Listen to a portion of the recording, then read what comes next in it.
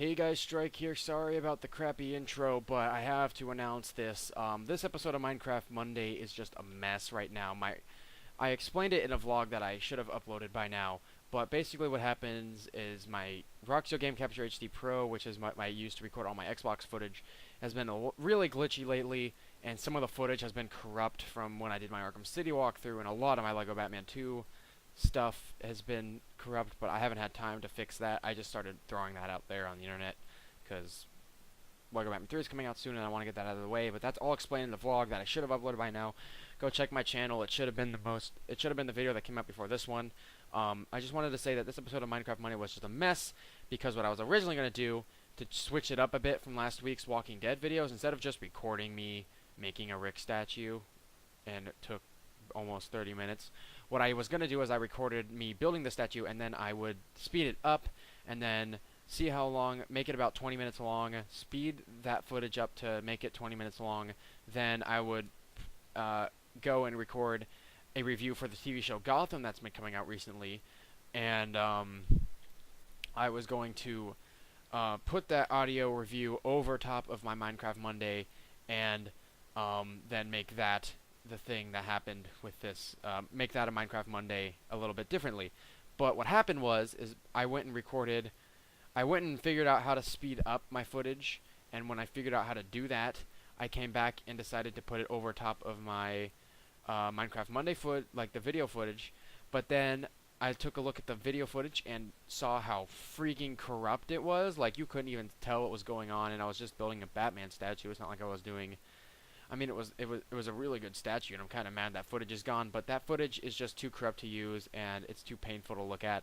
So what I decided to do is I dug through some of my old Minecraft stuff, found an old Stronghold world, which, it was just a basic world we were just starting off on, and then eventually we were mining, and we found a Stronghold, and that changed everything. We moved into it, it became our huge base of operations, and it was like, this huge underground castle thing that we made, which is pretty cool, but that is what you're going to see. But it's not long enough to cover the pre-recorded audio review of Gotham, which I'm actually really proud of.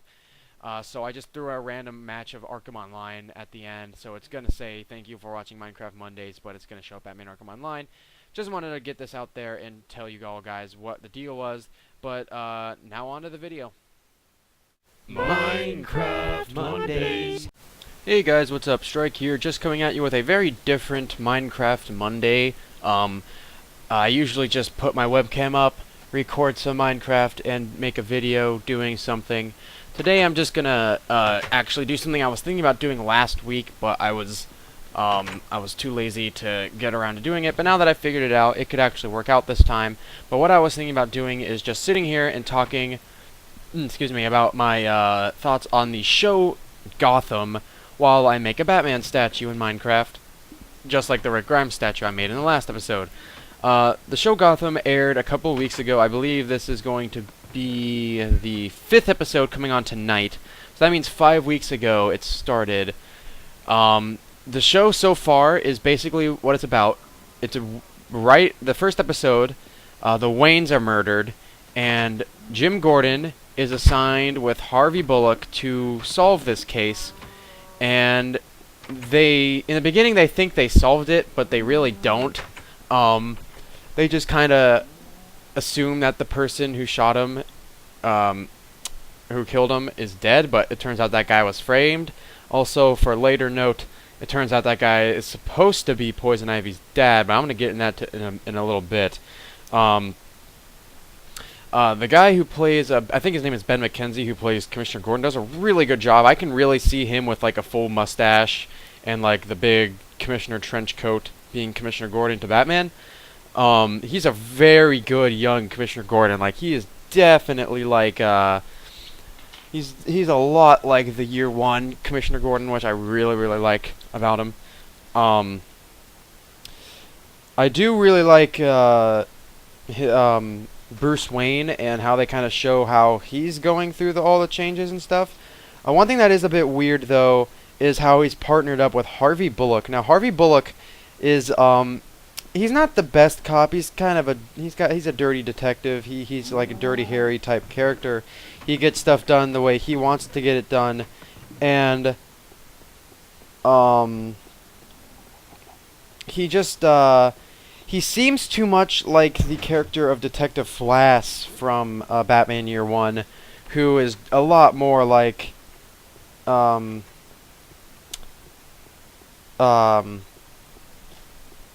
what's his face? Yeah, Detective Flass from Year One, who is Commissioner Gordon's first partner when he first moves to Gotham City, which is supposed to be in Year One at least.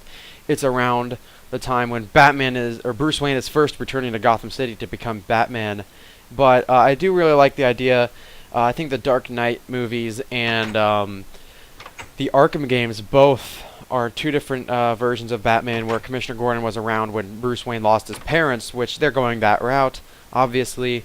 And they're doing a good job with it so far. Another thing that's kind of weird is that at this point in time, Commissioner Gordon is with who becomes his first wife, Barbara, not to be mistaken with Barbara Gordon, who is Commissioner Gordon's daughter in most universes, who becomes Batgirl. But his first wife, Barbara, right now is his girlfriend on the show, and I don't know the actress who plays her, but one of the weird things about her is, okay, one of the officers who actually in the Batman the Animated Series is partnered up with Harvey Bullock is Detective Montoya, or Officer Montoya. I don't even know what she is in the show. She's just a cop, I think, or a forensic scientist or something like that. She in Batman the Animated Series, Montoya's partnered up with Harvey Bullock. In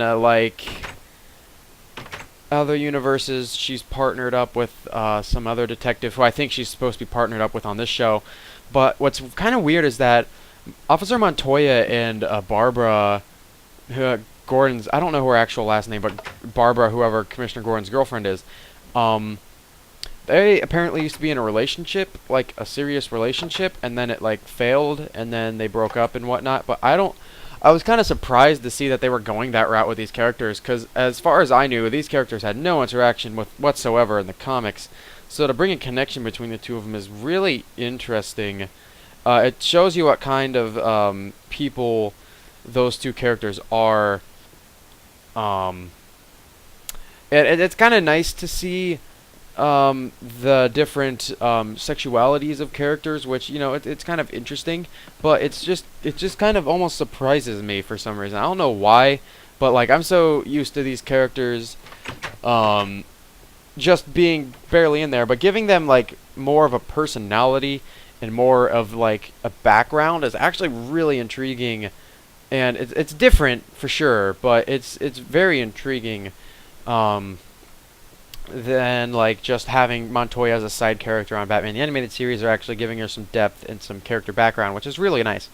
And then there is the Penguin on this show, who is just phenomenal. I absolutely love this Penguin.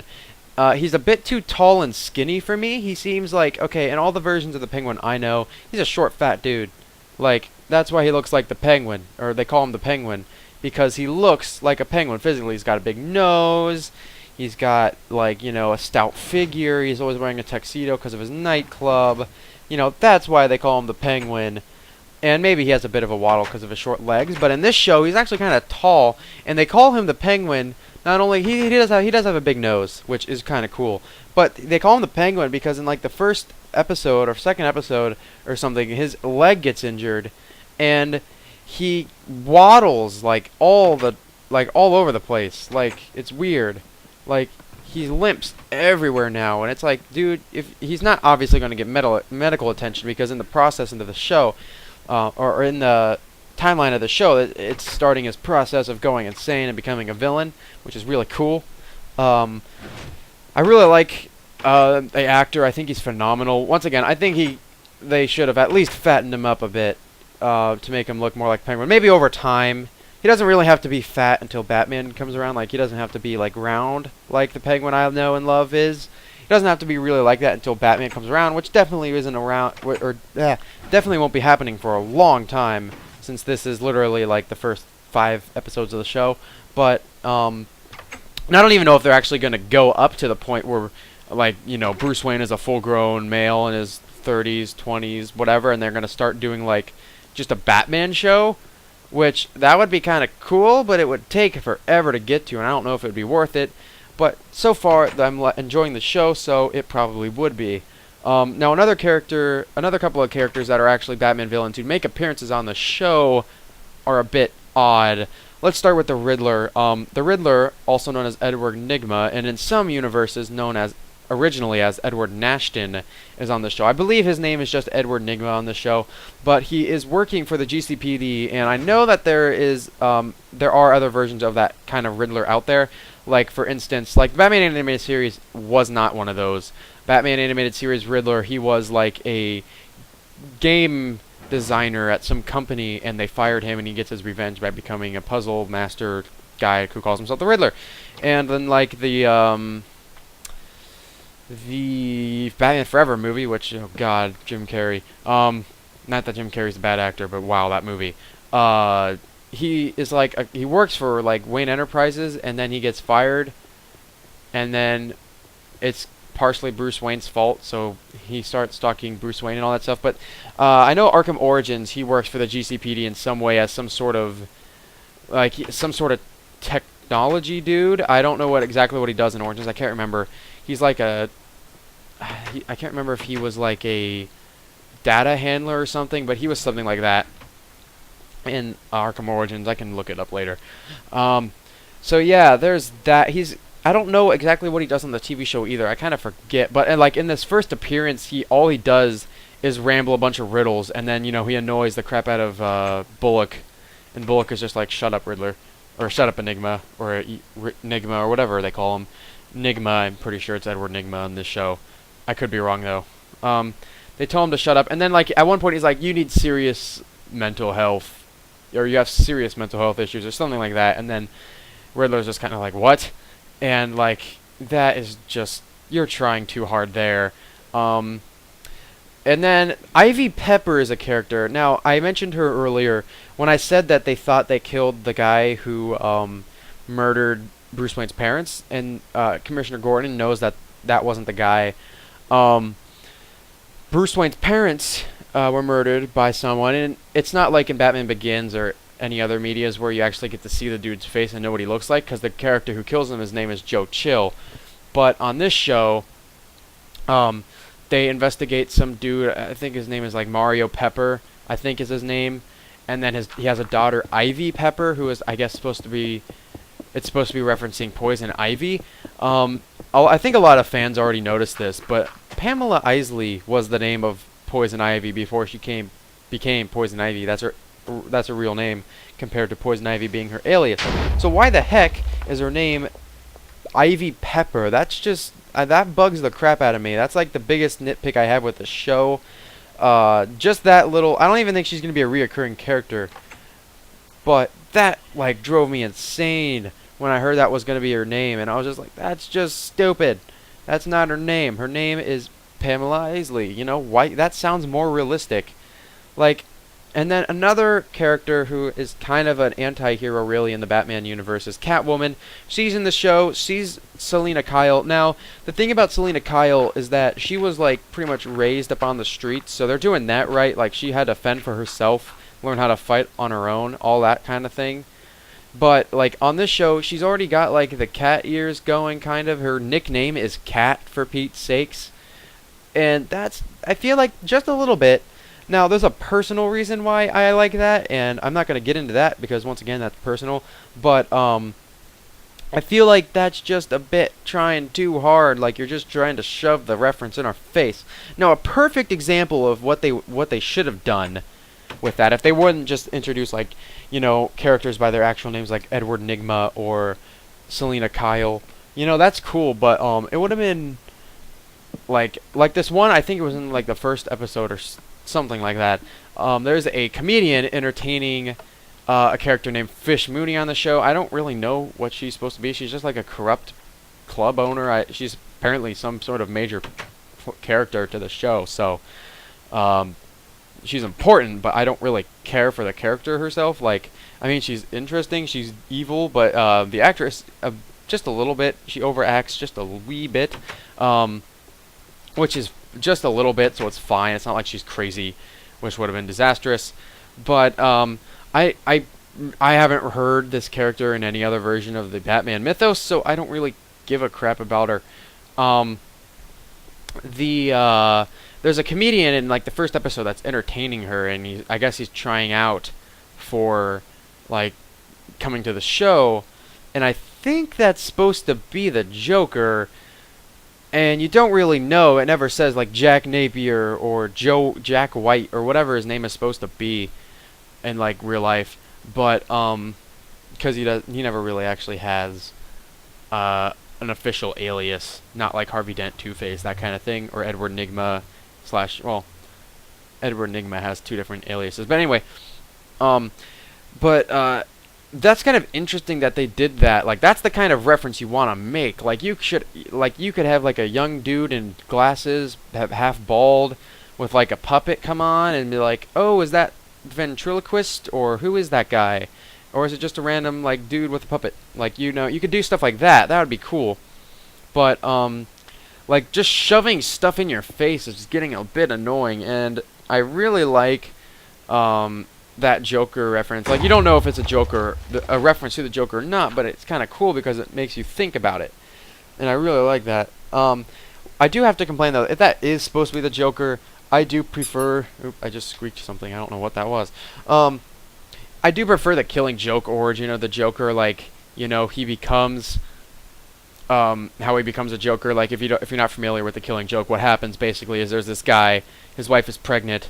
He quits his job at the Ace Chemical plant to become a comedian or try and become a comedian at like a nightclub, and he gets laughed at and mocked, and he doesn't get the job at the the place. I believe it's a Stacked Deck he tries to go to, and then he doesn't get the job, and then he feels like an idiot because he quit his job at the chemical plant and he can't get it back. So then, I believe it's Falcone's men. They come and find him, and they're like, "Hey, you want a job?" And like, they give him like he tries to get a job with like mobsters basically to pay for his wife and his incoming baby, because he'd do anything for them. But then his wife dies in some sort of fire. It's just really random. His wife just completely dies, and then he has no reason, to keep providing for them. But then, Falcone's men force him into doing their dirty work anyway. They make him the Red Hood, who I believe is supposed to be a reoccurring character in, like, that time period of Batman's mythos. Like, there's different Red Hoods committing crimes, and then one of them ends up, I believe originally they're working for the Falcones, and then,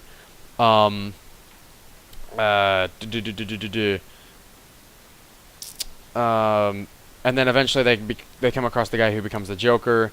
They force him to break into Ace Chemical plant, but then the two guys who were working for Falcone get shot down by security guards, who just decide to open fire on him for no reason.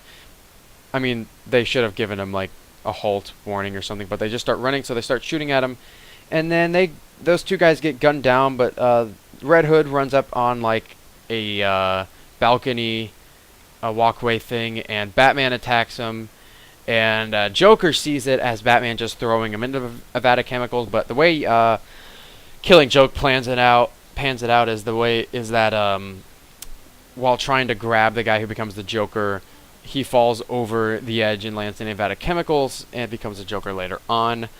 Like, he becomes the Joker from falling into the chemicals, basically, and that's what I prefer to happen. Like, I prefer him to like lose his job and all that stuff around the time Batman is like a new guy in town.